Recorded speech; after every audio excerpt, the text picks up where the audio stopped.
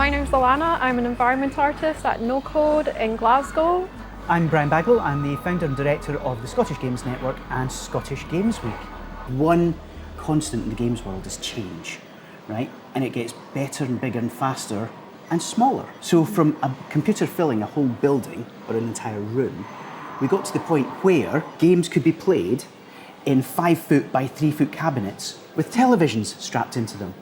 And this is an absolute work of art. This is Pong, the first commercially available arcade machine in the world from our friends at Atari. I'm winning by default here, Meg. It is I'm so not used to this. Hard. Oh my gosh. Oh, nice job. It's like weirdly a bit nostalgic for me, but I didn't experience as much as these games when I was a kid. So it's absolutely worth stopping and noting this thing of joy here, the Sinclair ZX Spectrum.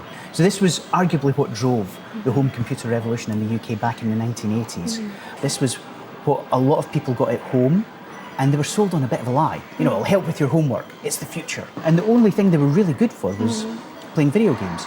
And so this kind of got an entire generation of kids across the whole of the UK thinking that these were the devices, this is what they were for. Computers were for playing games. The games magazines at the time came with big sugar paper inserts with like hundreds and hundreds of lines of basic code printed on them.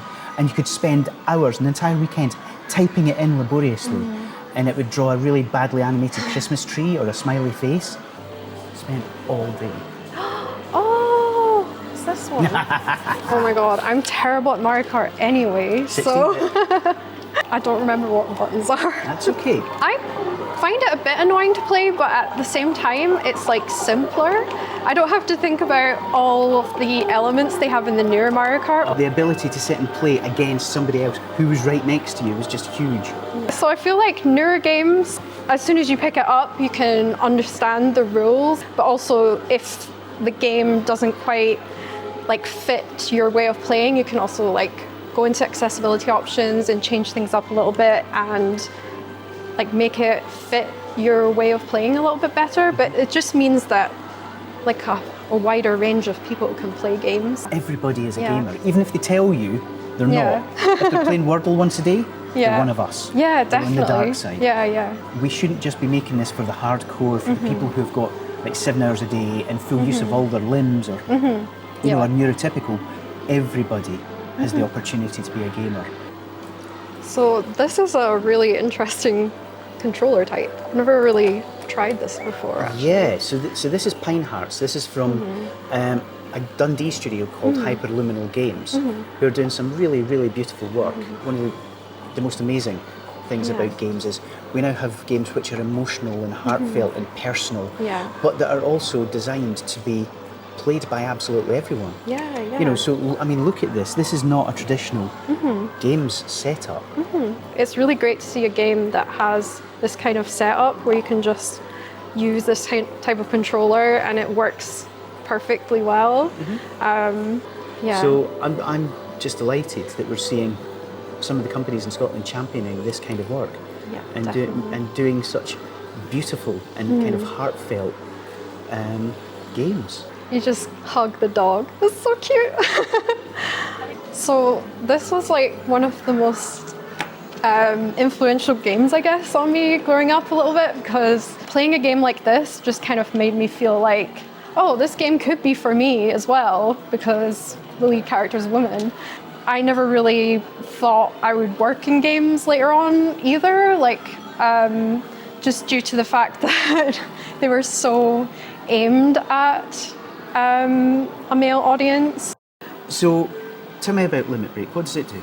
Limit Break is a mentorship program. It's free to volunteer and it's free to take part if you're from a marginalized group in the games industry. Basically, I just started volunteering as a mentor for it because, you know, when I was starting out my career in the games industry, I was not working alongside a lot of women, I would say, and it wasn't, it wasn't massively diverse. Seeing video games that have strong female lead characters or characters that are not necessarily white male makes a massive difference. Yeah, and similarly, definitely. when you're in the industry, having role models, having mentors who you can look at and go, okay, if that person can do it, I can do it. What changes have you seen in the sector since you've joined the games industry? How long have you been in the games industry? So I think almost about 10 years, but I've been kind of in and out of the industry a little bit. But I've been at No Code for about 7 years now, so that's the longest I've been at studios. Like diversity-wise, it's sort of evening out with men and women now, which I just didn't think was possible because of my previous experiences at other companies. So it gives me hope for other areas of diversity as well, because it's not just men and women that's important, it's like just overall diversity. But we really need to bring those voices out and make sure that anyone who has the desire is welcome to come and make games and get them out in front of a global audience. Yeah. Every year there are more and more applicants to this Limit Break mentorship program, and I think that just goes to show that there's so many people that want to feel like they have a place in the industry, so that's just really great to see. Final Fantasy VII was like one of the first like really popular JRPGs, and I remember playing this like way back when, and I love Final Fantasy. Like after this point, I was like obsessed. Yeah. So it opened up so much options with like storytelling. It was just so in depth, and like I hadn't experienced that in a game before. It was almost like reading a book, but like there's more action to it. So you're right. It was one of the first games that really sort of made people think that the world was happening around them, and that their actions in the world mattered. Yeah. And I think for a lot of people, that's the thing about video games is this is an absolute icon. Because I went to uni in Dundee, and I didn't really know that Lemmings was from Scotland or Dundee until I lived there for a bit, and you could see the statues like outside. Yeah. The Lemmings that are climbing the entrance to the park at the bottom of Perth Road. Yeah. So 1991, this game came out, and it was the result of an argument in the studio. Between two team members who were saying you can't make characters this small and still keep them expressive. And so Mike Daly, who was the sort of the technical lead, created a tiny animation about like 8 or 10 pixels high of a little guy walking along. This being the games industry, then basically built big hammers and flames and chainsaws that basically chopped them up. Yeah. And they just thought, well, actually, this destroying them in ever more inventive ways. What if you were trying to save them? This game did so well, and games really started to get a bit of a attention in Dundee.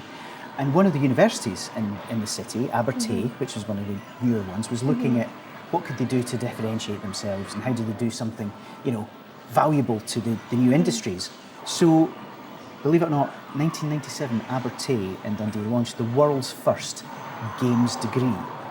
And some of the people who were teaching that course had worked on Lemmings and worked with DNA design, visual science, and some of the other studios around the city. Okay, you only need to save 50%. Okay. Yes. Oh, no. He turned around. Back. That's it. Keep them building, keep them building. And this was the one that did kind of help cement Dundee as the beating heart of video games in Scotland. Making games isn't just good fun, it can actually be the basis of a real career. I just find this game to be like really beautiful, like the way they've done the environments. It's just something that we don't often see in games, like just, appreciating like our natural environment. I just love like the use of the Scottish language as well. But we've really started to see a bit of a surge with things like A Highland Song and Farewell North and some of the other titles that have been coming out set in Scotland. And so it's beautiful to see Scottish culture coming out and actually being represented in games on the world stage. Yeah. The environment is such a big part of the gameplay in this game, and I think you have to like examine it to move forward. So I think that's why it's such a great thing that it incorporates like the beautiful Highland landscapes in this way. I was just so impressed by how this game was made. I mean, you said it was a student game at first? One of the students who was playing around, I think it was Unreal, don't quote me on that, but I think it was, and just discovered that the whole notion of taking a photo, taking an image, like a Polaroid or something, and then using it to change the landscape means you can do things like this and rewind and skip back and change the landscape around you. It's a really beautiful but complex idea that wouldn't really work in any other medium. And it started out as a student project, and it got taken forward and kind of got so much attention when it was shared as I think it was a YouTube clip. And now Sad Owl is a whole studio. They've won multiple awards, including, you know, Scottish Games Awards last year. For me, this kind of really exemplifies where I think and I hope games are going. So the tools to make games are out there now. Unity, the Unreal Engine, Game Maker, which is made in Dundee as well. So, you know, one of the world's most popular 2D game engines that's suitable for ages 12 and up. Made in Dundee, folks. I didn't even know that, and I've played quite a few Game Maker games. The tools we have now makes it so much more accessible for anyone. That's it. You know, and so many people think that you have to be a programmer, you have to be a hardcore coder, or you have to be a talented artist. I'm neither a programmer, and I'm certainly not a talented artist. And I've been doing this games thing for 30 years. So I think the more people making games, the more people experiencing games, the more people just getting involved with games, the more adventures, the more stories, the more experiences we're going to have. And I really hope that Scotland stays at the forefront of this whole games thing. Yeah, definitely.